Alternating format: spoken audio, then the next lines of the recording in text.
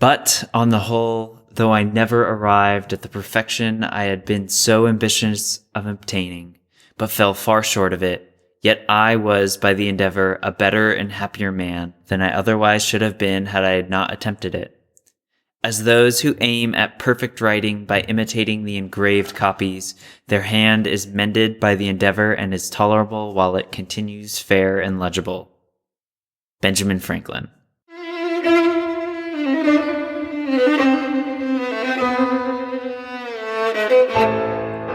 Hello, and welcome to the Musical Minds Podcast, where it is our job to flesh out the mindset and ways to cope with the struggles that ensue in becoming a high-performing musician. Hosted by Eric Reinhardt and Jake Pietranero. Now let's get on to the show.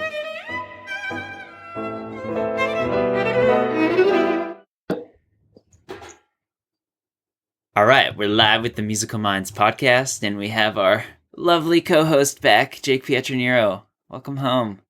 Yay! It's all happening. All right, and so today we are... Good to be back, yeah.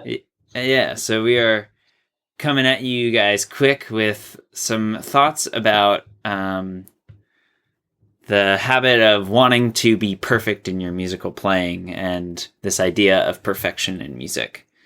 And so we're going to start off with why it's important to have a dedicated, focused practice. And would you like to riff on that for just a couple of minutes, Jake? Yeah, sure. What I've found just being in school is just there's no time to play, really just play for yourself. Mm-hmm. And when you have a lot of rep, solo orchestra and chamber music, like you need to divide your time in a way that will be useful to you when you have all of those rehearsals and performances that are coming up.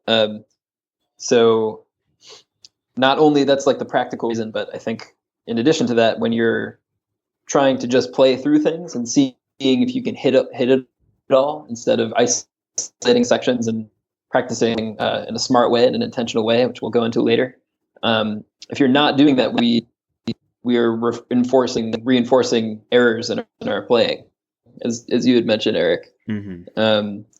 And if you do that long enough, those things will manifest themselves in performance when you're nervous. And I think to go along with that, I heard that.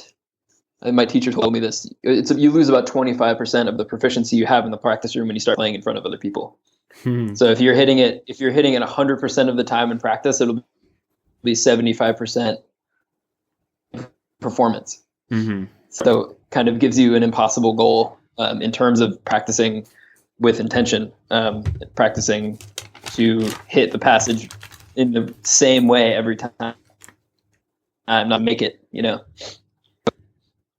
that's sort of my opening riff on that. What do you think about that? Just that Rome is not built in a day, like you said about when you went on your trip. We were talking off air. You went on your trip, and that it's a lifelong journey of developing your musical skills. So why try and do everything all at the same time, all in one day, versus very minute incremental progress? And so for me, that takes in the form of this maybe half of a page of a 4-page piece is the part that gives me the most anxiety. So I'm going to spend a timed 30 to 40 minutes giving it slow practice, doing rhythmic practice with it, really hearing each note and slowing everything down so it ends up feeling more comfortable. I agree with that, especially the slowing down notes and mentally. I think that's what I struggle to remember when I'm stressed and have to learn a bunch of stuff. Is that in that context, it's really easy to play through everything because you're just panicking. Mm-hmm. But if you can slow down, as you said, like that, you'll come up with smarter ways to learn the material faster when you do that. Yeah, absolutely. So we will transition into our just the subjective definitions of perfection. And so you brought this topic up, Jake. And so as we've been conversing off air, how has this like shifted your perspective of desire for perfection? Yeah, I think we had discussed off air when I was younger. I think I heard that the pursuit of perfection is like a really noble endeavor. It has to do with honor and all of these things. An impressionable young lad such as myself would eat up. So I motivated me for a long time. This is like abstract idea of perfection. But what I've come away from it in recent years because, as we discussed, Eric, it means to me that you don't focus on detail. Because you're thinking of such an abstract concept in like the nitty gritty practice room when you're breaking down a section, you're not really listening for specific things you can do better. You're just judging it based on whether or not it's perfect, and it's never perfect. So you're going to think you suck. Yeah. Like we said, it's still something that it's like I had said previously, it is binary. It is, am I perfect? No. Am I perfect? No. And there's always something to be improving. And then also something that comes to mind with perfection and the definition of perfection is that it's just like really focused on the notes.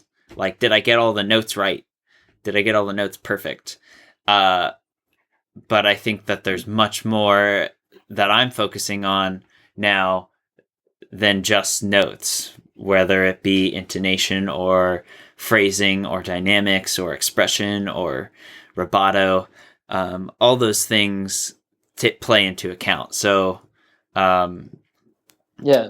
And I think going off of that, once you start thinking about all of those things, that's when it becomes fun because you don't have to judge it against an impossible standard all the time. You can actually make things. You can like be an artist a little bit and sculpt the phrase the way you want because you're thinking about how to distribute your bow across the notes, like that's when it becomes real, I think. Yeah, absolutely. And just maintaining a growth mindset. I think that's what I'm taking from this whole thing is like, are you better? Are you growing from yesterday? Have you gotten a little bit more solid in a passage than you were yesterday? Are you doing everything that you possibly can to move the needle forward? Even if you're not perfect already. That's what I'm taking from that. Yeah. Yeah. Yeah. And in that way, that's it's how you avoid comparison with other people, and that's it. Maybe like that, what you had just mentioned, Eric, like that impulse is so strong that like that you get better every day, that passage is better than it was yesterday, that it then looking at someone who's really good, who's playing next to you and thinking and feeling bad because you're not there. Mm-hmm. Yeah, absolutely. So now let's shift. So as I was journaling about this topic of perfection, I came up with a substitute for this word, which is accuracy and precision, that I'm probably going to prefer to use now, because to me that brings about an internal desire to improve or to grow, and it also brings about a certain level of intentionality of, are you being precise with, are you playing the notes that you are hearing in your head? Are you playing the articulation that you're hearing inside of your head? And the trick is to manifest what is inside of your head into the physical world, into sound, into your instrument. Yeah.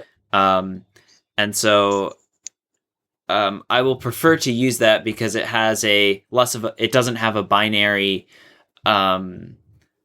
answer to it. You can't say, was I precise or not? I think of it more as like I was 95% precise with what I was intending to play.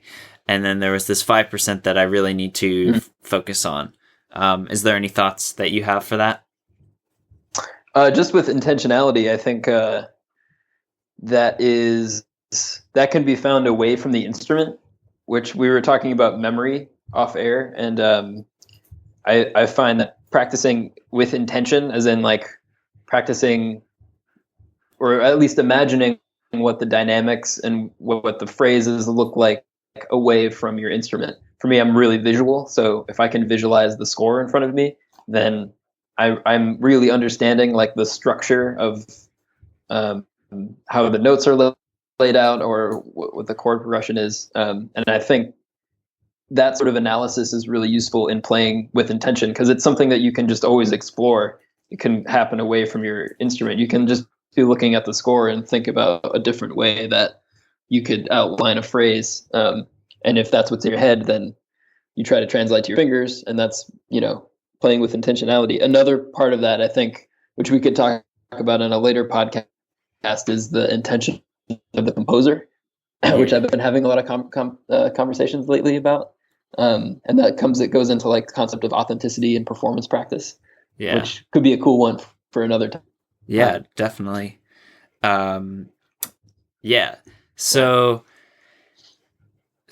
we've kind of talked about our shifting mindset of just wanting to get to a growth mindset, not comparing ourselves and our limitations to other people. And so this is all within the context of the practice room. Obviously, we're in social isolation. And now we have to flip the switch into a performance setting. And so, to me, what immediately comes to mind as soon as I shift my focus from binary to being precise and just kind of being aware of what is the sound that I'm producing, I immediately sort of maintain a certain level of my awareness when I'm performing, because I'm constantly just course correcting and asking myself, is this the intention? Is this the sound that I want to be sounding like while I'm performing? And that might be a little bit too self-conscious for some people, but the idea that you're drastically changing your mindset from practice to performance could potentially be dangerous. I don't know. What do you think?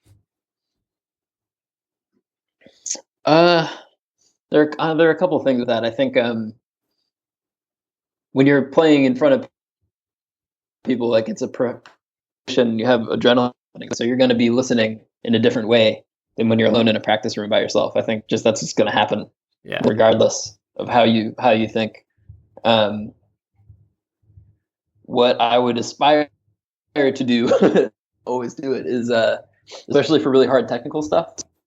Just one of the things that comes to mind is to come up with a story or like an emotion or something at the beginning of the performance, because I find when I'm trying to focus on really hitting technical things in the way that I do in a practice room, that I don't hit them because I just like freak myself out and I tense up and miss it. Yeah. Because I'm too focused on what the notes are instead of just thinking of a more abstract phrase. I had a teacher that explained it, that when she plays, she pretty much is on autopilot. She explains it as like she's and making very small adjustments to the flight path, as she said. Yeah. Depending on like what is merited by the music. Yeah. Which I think might help because it maybe puts you in a more relaxed state. Yeah. And the other thing with that is when you're in the practice room, if you're an emotional player and you feel a lot when you play, to put that into your practicing with intention.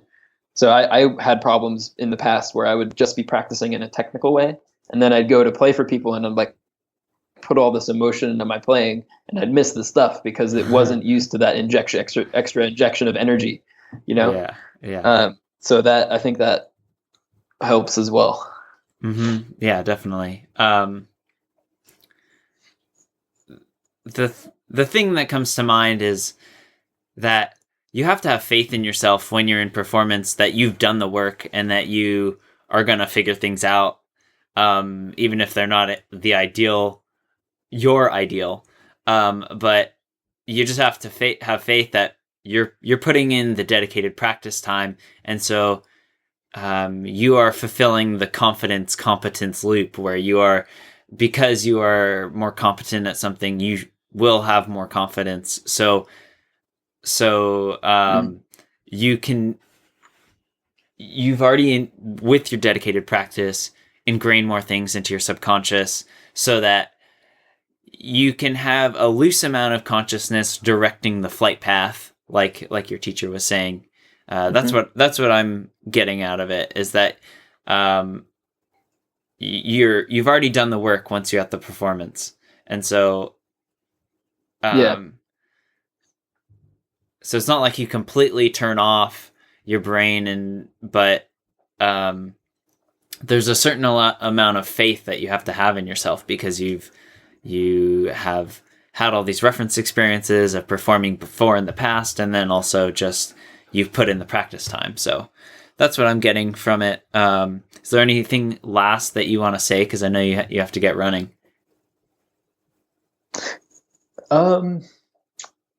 No, I think that about does it for this jam-packed. We could cover each one of these topics pretty in depth, but that was good. Yeah, awesome. Okay, well, all right. Thank you, Musical Minds listeners, for listening, and tune in next Monday for another interview or audio blog. Take care. Bye-bye, Jake. Bye, guys.